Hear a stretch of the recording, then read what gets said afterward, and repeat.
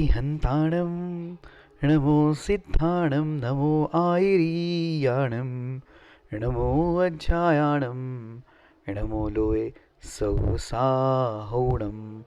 बोलो पंच परमेष्ठी भगवान की जय। 1008 आदिनाथ भगवान की जय। अंतिम तीर्थेश भगवान महावीर स्वामी की जय। आचार्य भगवान गुरुवर श्री विशुद्ध सागर जी महाराज की जय। मुनि श्री सुप्रभ सागर जी महाराज की जय। मुनि श्री प्रणत सागर जी महाराज की जय। जय जनबंधु, आपका मैं लोकप्रिय कार्यक्रम सम्यक समाधान में स्वागत करता हूँ। देश के विभिन्न अंचलों से, विभिन्न प्रांतों से, हर कोने से हमको आपके विकल्प प्राप्त हो रहे हैं और उन विकल्पों का कहीं सम्यक समाधान प्राप्त होता है। वह पंचम परमेष्ठी साधु परमेष्ठी के पादमूल में उनके मुखारविंद से साक्षात हम लोग सुन रहे हैं, सिर्फ और सिर्फ यूट्यूब चैनल सुप्रभुवाच के माध्यम से। प्रतिदिन आप जो लोग अपना विकल्प हम तक पहुंचा रहे हैं, उस विकल्पों का समाधान को पहुंचाने के लिए हम प्रतिबद्ध हैं। ये जो यूट्यूब चैनल सुप्रभुवाच मुनिश्री के जो प्रतिदिन कार्यक्रम चलते हैं, ये कार्यक्रम या प्रवचन लाइव आते हैं, यह कार्यक्रम प्लेटफॉर्म है एक ऐसा यूट्यूब चैनल जिसके माध्यम से मुनिश्री के जो भी कार्यक्रम है हम आप तक पहुंचा रहे हैं। मुनिश्री अपने समय में से समय निकाल कर, कठिन साधना में से समय निकालकर सिर्फ आपने लिए और आपकी जिज्ञासाओं का समाधान करने के लिए यह सम्यक समाधान प्रदान कर रहे हैं। चलिए, आपके इसमें अंतराय नहीं बनते हुए तुरंत ही आप मुनिश्री की तरफ चलते हैं। मैं मुनिश्री प्रणत सागर जी महाराज जी को यह विनय करता हूँ कि हे स्वामी, आज के कार्यक्रम को विधिवत संचालित करते हुए गति प्रदान करें। नमोस्तु नमोस्तु नमोस्तु महाराज। ओम नमः सिद्धेभ्यो। नमः श्रीवर्धमानाय निर्धूतकलिलात्मने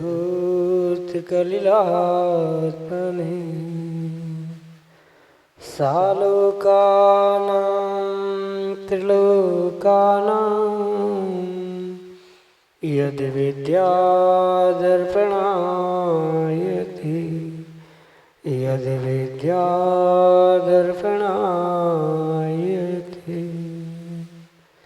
पंच परमेष्ठी भगवान की परम पूज्य आचार्य भगवंत गुरुवर विशुद्ध सागर जी मुनि महाराज की, परम पूज्य मुनि श्री सुप्रभ सागर जी महाराज की,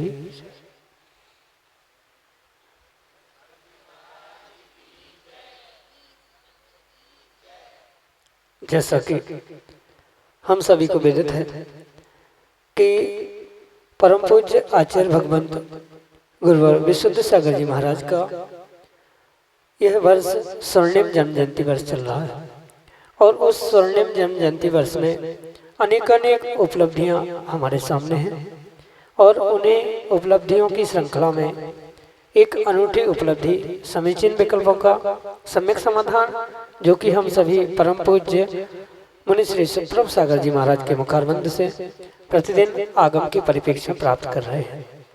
प्रारंभ करते हैं आज का सम्यक समाधान। और आज का पहला विकल्प नासिक महाराष्ट्र से श्रीमती विद्या जैन परम पूज्य मुनिश्री के चरणों में बारंबार नमोस्तु निवेदित करते हुए अपना समीचीन विकल्प रख रहे हैं कि महाराज जी 5 पदों के नमोकार मंत्र का दीर्घ रूप या संक्षिप्त रूप में बोलने, जपने आदि से अधिक लाभ किसमें प्राप्त होता है। हमारे समीचीन विकल्प का सम्यक समाधान करने की अनुकंपा करें। नमोस्तु महाराज जी, नमोस्तु। ओम नमः सिद्धम। परम पूज्य आचार्य भगवत गुरुवर विशुद्ध सागर जी महाराज जी की, परम पूज्य मुनि श्री सुप्रभ सागर जी महाराज जी की। माँ, सबसे पहले ये बात समझने की आवश्यकता है, जो नमोकार मंत्र है वह मात्र और मात्र 5 ही पदों का है। जैसे बहुत सारे लोग उसका संक्षिप्तीकरण या अन्य कुछ बीजाक्षरों को जोड़कर उसको विस्तार से पढ़ना चाहते हैं। वह आगम के परिप्रेक्ष्य में नमोकार मंत्र नहीं है, महामंत्र नहीं है। वह अन्य स्थानों पर, यानी जिसका जैसा प्रयोजन है उसका वहाँ पर वैसा प्रयोग अवश्य किया है, पर इसका अर्थ ये नहीं है कि वह भी नमोकार मंत्र है, वह भी महामंत्र है। जो महामंत्र रूपी नमोकार स्वीकार किया गया है वह नमो अरिहंताणम, नमो सिद्धाणम, नमो आर्याणम, नमो वज्रायणम और नमो लोहे सवसाहणम मात्र और मात्र इतने ही पदों से उसे स्वीकार किया गया है। अन्य किसी भी प्रकार से उसे महामंत्र के रूप में या नमोकार के मंत्र में स्वीकार नहीं किया गया। नमोकार और महामंत्र उन 5 ही पदों से होता है। जैसे बहुत सारे जीव ये सोचते हैं कि असी औसा नमः इतना पढ़ने से वह नमोकार मंत्र का पुण्य प्राप्त हो, या ओम नमो अरिहंताणम, ओम नमो सिद्धाणम, ओम नमो लोहे आदि आदि उन ओंकार को लगाते हुए, ओम ह्रीम आदि लगाते हुए जो उसी मंत्र को बड़ा किया जा रहा है वह नमोकार मंत्र का स्वरूप नहीं है, अपितु उसको अन्य मंत्रों की श्रेणी में ग्रहण किया गया है। दोनों तीनों यानी नमोकार मंत्र को और बीजाक्षर जोड़ के बड़ा करना या उसके संक्षेप से उच्चारण करना, ये भले ही अपने अपने तरीके से उसे मंत्र स्वीकार किया गया है, पर वह नमोकार ना होने के कारण से वह नमोकार जैसा पुण्य या नमोकार जैसा फल भी देने वाला नहीं हो सकता। जो महामंत्र रूप सभी मंत्रों का राजा जिसे स्वीकार किया गया है, ऐसे मंत्र राज नमोकार ही सबसे श्रेष्ठ फल को देने वाला एकमात्र मंत्र कहा गया है। इसलिए 84 लाख मंत्रों में अगर कोई श्रेष्ठ मंत्र है तो वह नमोकार मंत्र है। वह एकमात्र राजा है। बाकी उसके साथ चाहे से असी अवसर नमा है, ओम नमो अरिहंताण आदि जोड़ के गए बनाए गए मंत्र है। ये मंत्र तो है, पुण्य भी देने वाले हैं, फल भी देने वाले हैं, पर जो अचिंत्य फल नमोकार मंत्र देने वाला है वह अन्य कोई भी मंत्र उतना अचिंत्य फल देने की शक्ति नहीं रखता। इसलिए चाहे उसका संक्षेपीकरण हो चाहे उसका दीर्घीकरण हो, उस संक्षेपीकरण दीर्घीकरण करते हुए पढ़ने में दोष नहीं है, पर वह नमोकार मंत्र के जप का, जाप का, उच्चारण आदि का जितना जैसा फल है उतना वैसा फल अन्य मंत्रों से छोटे बड़े से नहीं मिल सकता। इसलिए उत्कृष्ट फल की अगर इच्छा है, उत्कृष्ट फल की अगर चाह है, तो पूर्ण रूप से जो महामंत्र रूपी मंत्र राज रूपी नमोकार मंत्र 5 पदों से युक्त मात्र जैसा आगम में प्राप्त होता है, वैसा ही पढ़ने से, उच्चारण आदि करने से, जाप आदि करने से उसका विशेष विशेष फल प्राप्त होता है, अन्य किसी भी प्रकार से नहीं होता। यही आपके लिए सम्यक समझ।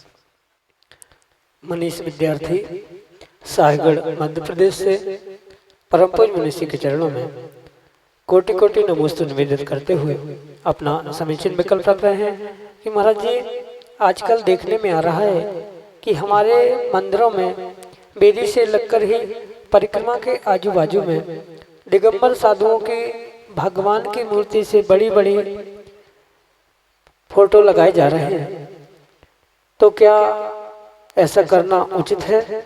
हमारे समीचीन विकल्प का सम्यक समाधान करने की अनुकंपा करें। नमोस्तु महाराज जी, नमोस्तु।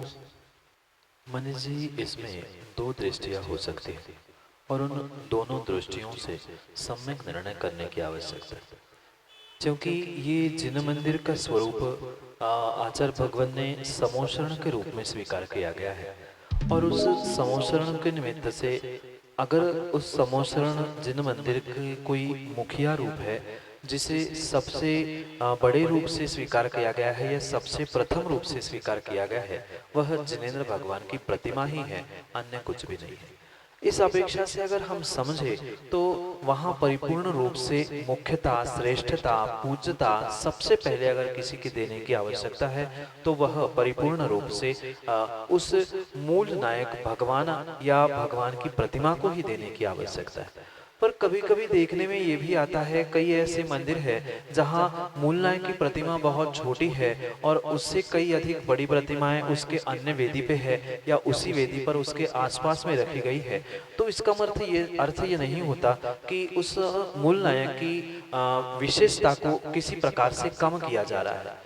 मूल नायक तो मूल ही नायक होते हैं। घर में भी आपने अनुभव किया होगा, जो घर का मुखिया है भले ही वो ऊंचाई में कितना भी छोटा बोना क्यों ना हो, पर वह बुजुर्ग है तो वही घर का मुखिया कहा जाता है। भले ही उसने जीवन में कुछ कमाया नहीं है, उससे कई गुना अधिक बेटों ने कमा लिया, पर फिर भी वह पिता या मुखिया के रूप में ही स्वीकार किया जाता है। और इस दृष्टि से अगर हम समझे तो विधि नायक कहाँ, उस मूल नायक कितने कहाँ कैसे हो उसका इतना मायने नहीं रखा जाता, पर वह मुख्य स्थान पे होने से उसे मुख्य रूप से स्वीकार किया जाता है। जैसे कि ये आपने वर्तमान की सामाजिक समस्या को सामने रखा है कि भगवान की प्रतिमा से कई स्थानों पर आपने जैसे देखा है वैसे हमने भी देखा कि दिगंबर मुनियों की जो बहुत विशाल विशाल फोटो तस्वीर आदि लगाई जाती है। कायदा तो यही होना चाहिए था कि भगवान का जिन मंदिर है और उसके हिसाब से ही वहाँ वो फोटो तस्वीर आदि लगाने की आवश्यकता थी। पर अगर हम सकारात्मक इस विषय में भी कथनचित सोचेंगे तो ये एक मंदिर है और मंदिर के स्थान पर सच्चे देवशास्त्र गुरु आदि की आराधना करने के लिए व्यक्ति पहुंच सकता है। इस निमित्त से अगर वह फोटो तस्वीर लगाई है तो वह किंचित भी दोषपूर्ण नहीं है। पर यह भी बात अवश्य समझे, वहां अगर किसी भी प्रकार की अहंकार की पुष्टि के लिए वह फोटो तस्वीर लगाई जा रही है कि हमने समर्पित की गई है या अमुक की है, ऐसा किसी भी अभिप्राय से उन वेदियों के आसपास अगल बगल विशाल विशाल उन फोटो तस्वीरों को रखा जा रहा है, तो वो तो अहंकार की पुष्टि के कारण से दोषपूर्ण ही माना जाएगा, अन्य किसी प्रकार से उसे स्वीकार नहीं किया जा सकता।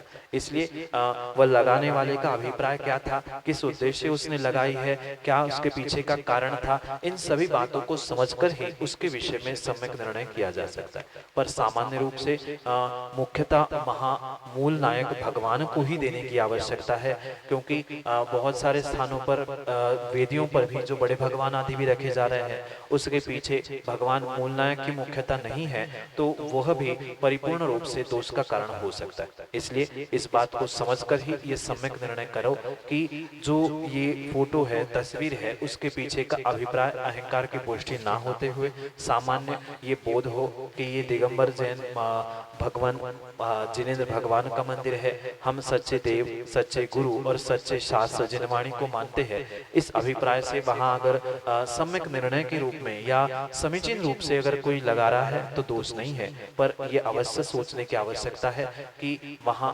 मुख्यतः हमारे मूल नायक जिनेंद्र भगवान की है, क्योंकि कितने ही दिगंबर आचार्य, दिगंबर मुनि वर्तमान में श्रेष्ठ क्यों ना हो, पर वह अरिहंत और सिद्धों से बड़े हो नहीं सकते हैं। इसलिए इन सभी बातों को समझ के ही उसके विषय में निर्णय करने की आवश्यकता है। यही आपके लिए सम्यक समाधान।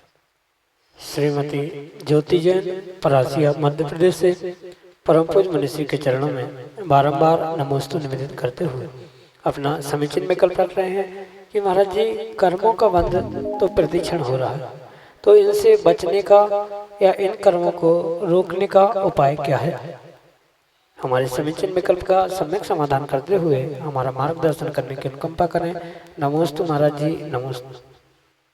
ये संसार का परम सत्य है कि संसारी जीव को प्रतिक्षण प्रति समय आश्रव और बंध जारी है। किसी भी प्रकार से संसारी जीव इस आश्रव बंध की प्रक्रिया से दूर रह ही नहीं सकता, चाहे वह कितने भी सुरक्षित स्थान पे क्यों ना पहुंचे। वह हवा, पानी, धूप, उष्णता, प्रकाश आदि से तो अपनी सुरक्षा कर सकता है, पर कर्मों से, कर्मबंध कर्माश्रव से अपनी सुरक्षा संसारी अवस्था में कर ही नहीं सकता। हाँ, परिपूर्ण रूप से ये होना माँ फिर भी संभव है। जो आश्रव बंध जीव प्रति समय कर रहा है, उस आश्रव बंध के समय में वह एक विवेक रखते हुए ये निर्णय कर सकता है कि मुझे शुभ का आश्रव बंध करना है कि अशुभ का आश्रव बंध करना है। क्योंकि संसारी अवस्था में कितना ही पुरुषार्थ करे, पर जीव किसी भी प्रकार से आश्रव बंध से बच नहीं सकता है। चाहे वह कितने ही कैसे ही ऐसे एकांत स्थान में पहुंचा है, चाहे देवशास्त्र गुरु के चरणों में बैठा क्यों ना हो, पर प्रति समय उसके मन वचन काय के परिणाम परिणति चलती है, और मन वचन काय के योगों से ही आश्रव होता है। मिथ्यात्व, अविरति, प्रमाद, कषाय व योग, इनके निमित्त से बंध भी होता है। तो योग से ही आश्रव भी स्वीकार किया है, योग से बंध भी स्वीकार किया गया है, और संसारी जीव का कोई ना कोई योग का परिणाम परिणति अवश्य ही सतत चलती रहती है। कभी मन में कुछ सोचना, वचनों से कुछ ना कुछ चल रहा है, शरीर से कुछ क्रियाएं चल रही है, तो मन वचन काय के निमित्त से जो परिस्पंदन आत्मा में होता है, उससे प्रतिक्षण प्रति समय जीव को आश्रव बंध अवश्य ही होता है। ये काम सम्यक दृष्टि जीव कर सकता है कि संसार से बचने के लिए या इस आश्रव बंध से बचने के लिए या आने वाले समय में आश्रव बंध का नाश करने के लिए, उसकी संवर निर्जरा के लिए वह परिपूर्ण रूप से अशुभ परिणाम, अशुभ क्रिया, अशुभ वचन आदि से बचते हुए शुभ मन, शुभ योगों को प्राप्त करते हुए उस अशुभ से अपने आप को शुभ की ओर ले जा सकता है। ये संसारी जीव को मैं पुनः कहना चाहता हूँ, संसारी जीव किसी भी प्रकार से आश्रव बंध से दूर नहीं हो सकता या आश्रव बंध को बंद नहीं कर सकता। अंतर इतना है, वह ये अवश्य कर सकता है जो उसका विपरीत परिणाम चल रहा था या अशुभ के निमित्त से जो पाप का आश्रव बंध वो कर रहा था, वही शुभ परिणाम, शुभ योगों के द्वारा वह परिपूर्ण रूप से शुभ को प्राप्त कर सकता है, पुण्य को प्राप्त कर सकता है। क्योंकि पहले पाप को नष्ट करते हुए पाप की संवर निर्जरा के द्वारा वह आने वाले समय में पुण्य से ही पुण्य को नाश कर सकता है। क्योंकि पहले जब तक पुण्य की सत्ता नहीं है तब तक महाव्रत नहीं धारण कर सकते, पुण्य की सत्ता नहीं है तब तक वह अणुव्रत ग्रहण नहीं कर सकता, पुण्य साथ नहीं दे रहा है तो वह किसी प्रकार की तपस्या भी नहीं कर सकता है, किसी प्रकार की भगवान की पूजा पाठ भी नहीं कर सकता।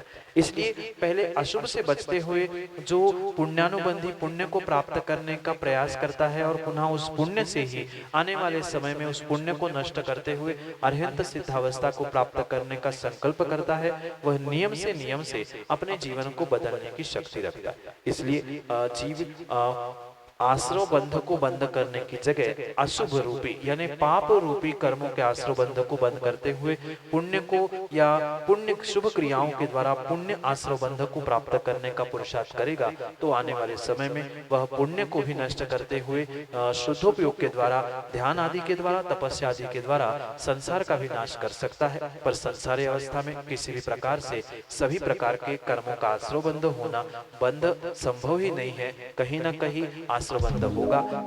निर्णय जीव को करना है कि अशुभ के निमित्त से पाप का, कि शुभ के निमित्त से पुण्य का करना है। इसके अलावा उसके पास कोई भी कार्य नहीं है। यही आपके लिए सम्यक समझ।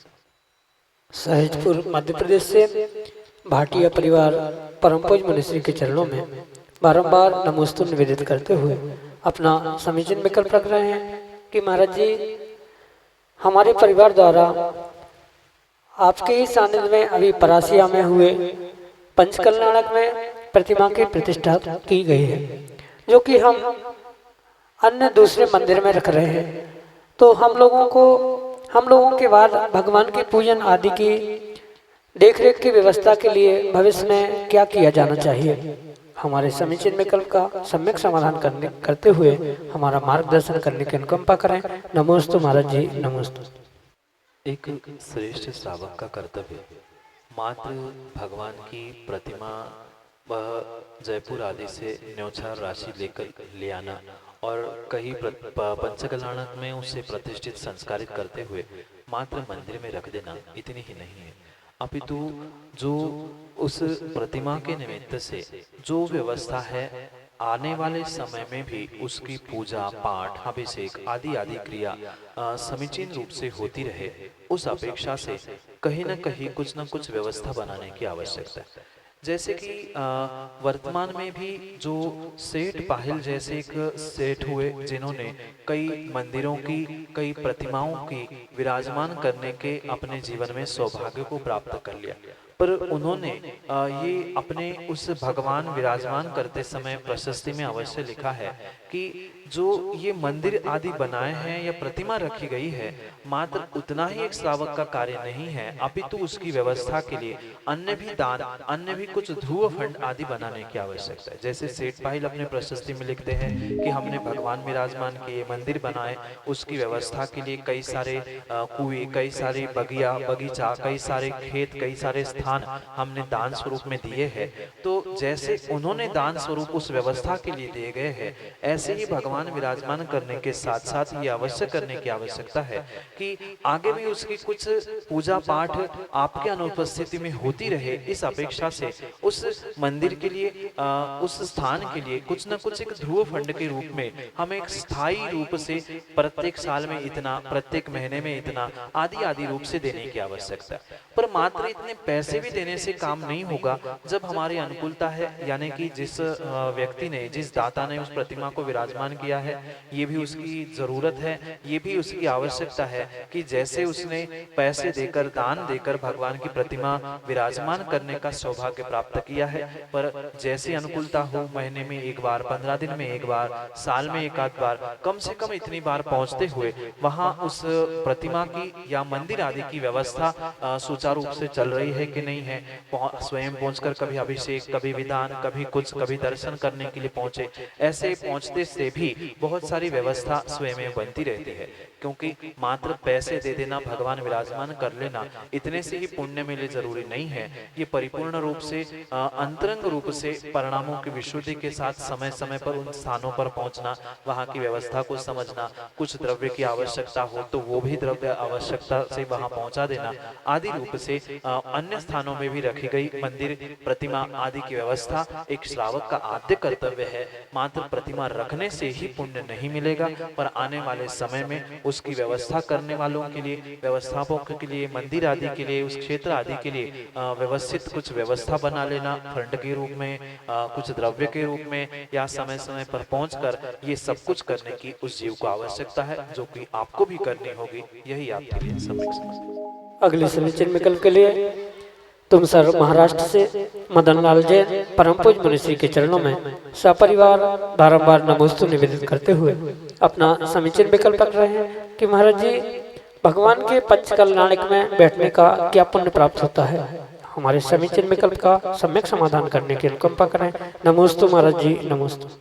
इस पंचम काल में साक्षात अरिहंत भगवान, तीर्थंकर भगवान आदि का दर्शन, उनके पंचकल्याण करना कतई संभव नहीं हो सकता, क्योंकि ये भरत क्षेत्र संबंधी जो तीर्थंकर भगवान और उनके पंचकल्याणक आदि होते हैं, ये भरत क्षेत्र में पंचम काल में संपन्न नहीं होते, और उसके निमित्त से जो उपलक्षण रूप से उपचार से जो हम पाषाण की प्रतिमा के पंचकल्याणक आदि संपन्न करते हैं, उन क्रियाओं में परिपूर्ण रूप से जो संलग्न होता है तन मन और धन से, नियम से वह अचिंत्य फल को, पुण्य को प्राप्त करता है।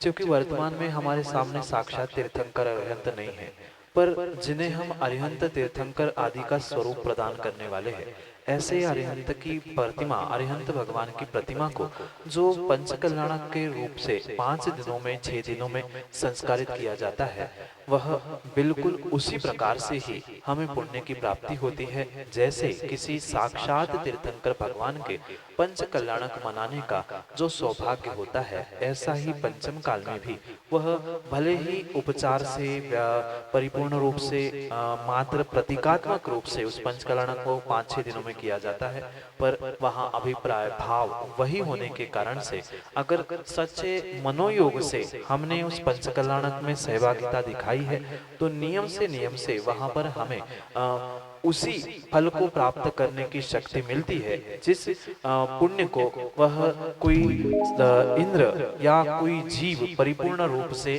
साक्षात भगवान का, यानी जो अरिहंत भगवान है, ऐसे अरिहंत भगवान की प्रतिमा की नहीं, अरिहंत भगवान तीर्थंकर भगवान के गर्भ जन्म कल्याणक का जो सौभाग्य या जो अचिंत्य फल मिलता है, वह अचिंत्य फल ही हमारे लिए पंचम काल के पंच कल्याणक जो कि मंच आदि के माध्यम से किए जाते हैं, उसका भी हमें लगभग उतना ही फल प्राप्त हो सकता है, अगर हमारे शुद्ध भाव है तो। उन शुद्ध भावों के साथ हमने अगर सच्चा निर्णय करते हुए ये सोचा है कि हम भगवान के गर्भ कल्याणक को मना रहे हैं, साक्षात हम अरिहंत का ही जन्माभिषेक कर रहे हैं, हमने अरिहंत की ही, यानी उस राजा की ही, जैसे आदिनाथ भगवान के पंच कल्याणक में हमने आदि कुमार की दीक्षा देखी, वे आदि ईश्वर बन गए, आदि आदि सच्चे भावों को, जैसे प्रतिमा को देखकर हम ये भाव करते हैं कि आओ सौभाग्य हमारे कि हम आदिनाथ भगवान के, बाहुबली चंद्रप्रभु भगवान के दर्शन कर रहे हैं, ऐसे ही अगर प्रत्येक पंचकल्याणक की क्रिया में, पूजा में,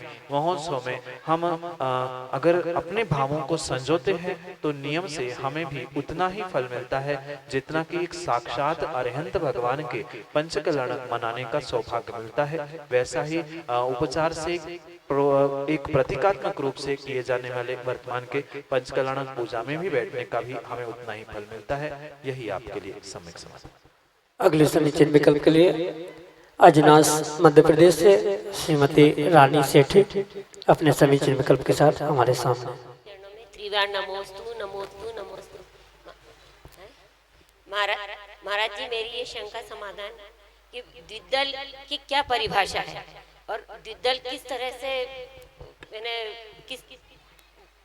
किस चीज को मिलाकर द्विदल बनता है। नमोस्तु। वर्तमान में द्विदल के विषय में बहुत सारे भ्रम जीवों में प्राप्त होते हैं, पर द्विदल के विषय में आगम में वर्तमान के परिप्रेक्ष्य में भी बहुत अच्छे से समझने की आवश्यकता है। बहुत सारे जीवों को ये बात ही नहीं पता है कि द्विदल क्या होता है और कैसे होता है। मात्र दो फाक होते हैं, दो जिसके विभाग होते हैं, वे द्विदल के अंतर्गत नहीं माने जाते। उसमें कई प्रकार का विभाजन करने की आवश्यकता है। जैसे कुछ अनाज होते हैं, कुछ तिलहन होते हैं, कुछ अनेक प्रकार की ऐसी जो सामग्री होती है, उनकी भिन्न भिन्न कैटेगरी या भिन्न भिन्न प्रकार से उसे समझने की आवश्यकता है।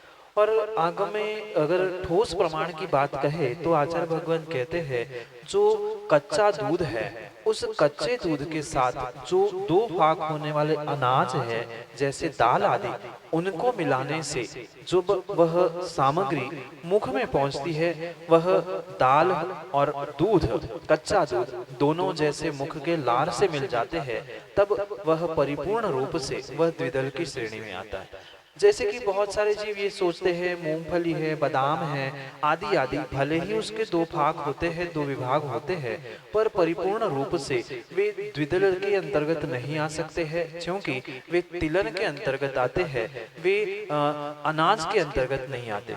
ऐसी सामग्री जिसका आटा बनता है, जिसे हम दो भाग होने पर दाल के स्वरूप में प्रयोग कर सकते हैं, जिसका आटा बन सकता है, ऐसी ही सामग्री कच्चे दूध से बने हुए दही आदि के निमित्त से अगर मुख में रखी जाती है, तभी वह द्विदल बनते हुए असंख्यात जीवों का पिंड बनता है। कहने का अभिप्राय इतना है, अगर कच्चा दूध नहीं है, पका हुआ दूध है, मर्यादा का दूध है, और उससे ही मर्यादा से बना हुआ दही आदि है, उसके साथ अगर वह दाल आदि भी मिल रही है, तो आगम के परिप्रेक्ष्य में वह द्विदल स्वीकार नहीं की गई है। मात्र और मात्र जो कच्चा दूध और कच्चे दूध से बना हुआ जो दही आदि है, छाछ आदि है, उसके साथ अगर ये द्विदल रूपी दो भाग होने वाली जो अनाज है, उनके मिलने से जब वह सामग्री किसी मुख में लार के साथ मिलती है, तभी वह असंख्यात जीवों को उत्पन्न करने वाले द्विदल के दोष को उत्पन्न करती है। माना कि दाल और दूध मात्र थाली में मिल गया तो वह द्विदल नहीं है, पर वह अगर मुख में पहुंचता है तो तत्क्षण वह जीवा के यानी मुख के जो छोटे छोटे लार में होने से, लार और उनका एक दूसरे से समाविष्ट या एक दूसरे में संपर्क होने से वहां जीवों की उत्पत्ति होती है, और वो जीवों की उत्पत्ति ही प्रचुर मात्रा में दोषपूर्ण कही जाती है, और उस ही सेवन करने वाले पदार्थ को या उस पदार्थ को ही द्विदल का दोष लगता है, जो मुख में रखने से लार के द्वारा जीवों के पिंड को उत्पन्न करने की शक्ति रखता है। इसलिए ये आगम के परिप्रेक्ष्य में अवश्य समझे, जो दूध और दाल आदि का मिश्रण कहा गया है, वह परिपूर्ण रूप से पहले दूध की भी परिभाषा समझनी होगी, और जो दो भाग में होने वाले उस अनाज की भी परिभाषा समझने की आवश्यकता है। पुनः मैं उसको संक्षेप में इसलिए कहना चाहता हूँ, जो वर्तमान में बहुत सारे जीवों में भ्रम है, वह भ्रम को मिटाने की बहुत बहुत आवश्यकता है। जिन अनाज का आटा बनता है, और ऐसे अनाज जो दो रूप से होते हैं, जैसे गेहूं के दो भाग नहीं होते, तो उसको दूध आदि से मिलाने से वह कभी भी द्विदल का दोष से नहीं युक्त होता है। वह मात्र परिपूर्ण रूप से जो कच्चे दूध से बना हुआ जो दही है, ऐसे उस दही के साथ जो अनाज बनता है, क्योंकि बिना फर्मेंटेशन के दही नहीं बनता है, और वह दही भी मर्यादा से रहित है, यानी पुराने दही का जामन डालते हुए दही बना है, और उसमें जो दही भी कच्चे दूध का, ऐसे दही में जो अनाज डलता है जिसके दो भाग होते हैं, उसी का मात्र द्विदल होता है, अन्य किसी का भी द्विदल स्वीकार नहीं करेगा।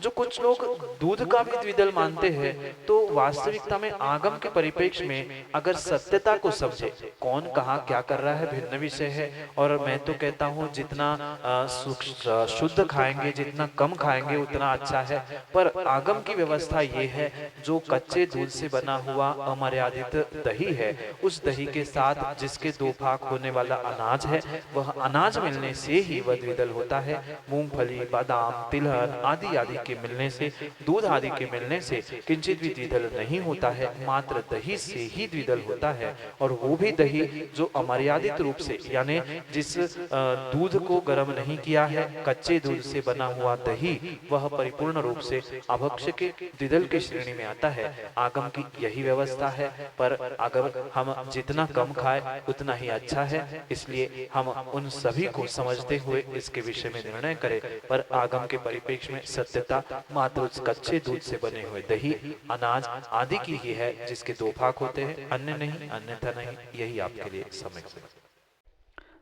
जय जन बंधु, आप हम सभी लाभ ले रहे थे इस लोकप्रिय कार्यक्रम सम्यक समाधान का। प्रतिदिन की भांति यह कार्यक्रम 5:13 पे यूट्यूब चैनल सुपर वॉच से प्रसारित होता है।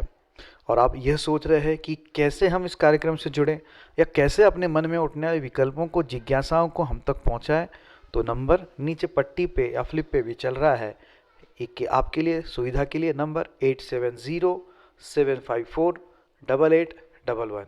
नंबर याद रहे 8707548811। इस नंबर पे आप अपने ऑडियो मैसेज से, टेक्स्ट मैसेज से या कागज़ पे लिख के फ़ोटो के साथ अपने विकल्प हम तक पहुंचा सकते हो। अगर आप ईमेल के उपभोक्ता हो तो ईमेल के माध्यम से भी आप अपने विकल्प हम तक पहुंचा सकते हो। हमारा ईमेल आईडी है samyak.samadhan@gmail.com। ठीक से लिख लेना, samyak.samadhan@gmail.com। यह ईमेल आईडी भी नीचे स्क्रीन पे आपको दिखता रहेगा। हर 5-10 सेकंड के बाद आप उसके भी माध्यम से ईमेल आईडी नोट डाउन कर सकते हैं। प्रतिदिन मुनिश्री के प्रवचन शाम को 7:40 पे जिनवा टीवी के माध्यम से प्रसारित होते हैं। और उसका विषय, अद्भुत विषय, आर्ट ऑफ लिविंग, कैसे आदमी को जिया जाना चाहिए, यह मुनिश्री ने अत्यंत संक्षिप्त शब्दों में समझाते हुए जो प्रवचन आचार्य भगवान शिवकोटि महाराज की रत्नमाला शावकाचार पे था, उसका प्रवचनांश शाम को 7:40 पे जिनवा टीवी के माध्यम से प्रसारित होता है। आप सब लोग घर बैठे ही रत्नमाला ग्रंथ का स्वाध्याय करते हुए इस कार्यक्रम का आनंद ले सकते हैं। आज के लिए इतना ही, और ऐसे ही विशेषपूर्ण कार्यक्रम हम आप तक पहुंचाते रहे। तब तक के लिए आप सभी को जय जिनेंद्र मुनिश्री के चरणों में कोटिशा नमोस्तु नमोस्तु नमोस्तु।